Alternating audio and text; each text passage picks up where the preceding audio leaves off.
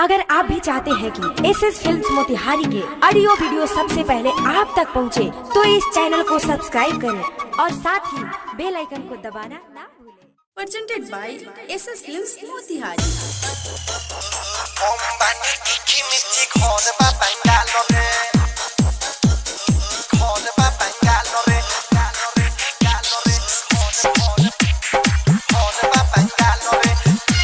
Music by Saurabh एसवाया।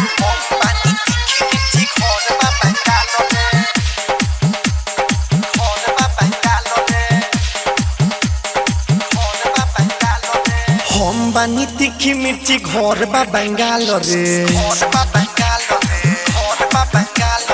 हम बानी तीखी मिर्ची घर बा बंगाल रे। जहाँ नाचे जाइले हम को दिले बवाल रे। अरे को दिले बवाल रे।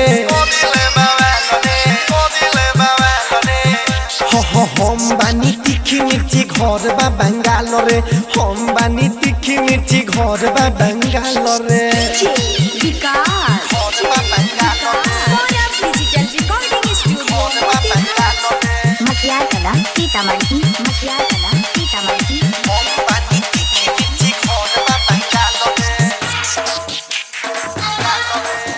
हाँ सखी रे जब लेपनी हम ओठ में अपना ओठ लाली पौधे में नी सुन सुनो सबके जेब खाली रे रे सखी रे जब लेपनी हम ओठ में अपना ओठ लाली कोदे में नी सुन सुनो सबके जेब खाली गजबे के बाटे हमर हिरोनी के चाल रे। हाँ हाँ गजबे के बाटे हमर हिरोनी के चाल रे। जौना जिला में नाचे जाई को दिले बवाल रे। अरे को दिले बवाल रे।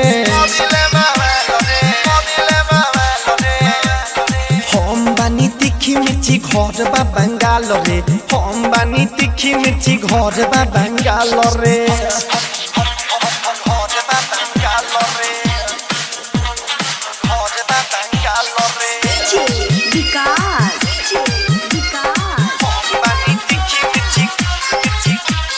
मटियार कला Sitamarhi. Saurabh digital recording studio Motihari. हाँ हाँ संजय सारा विष्णु पर नहीं पीछा छुओ नहीं दे हब भले सर जाई पपीता।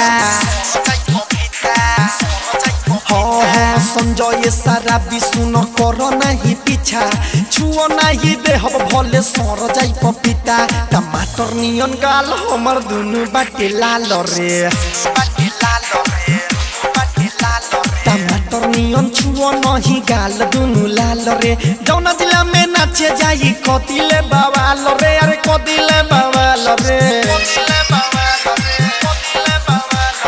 रे रे हम बानी तीखी मिर्ची घर बा बंगाल रे।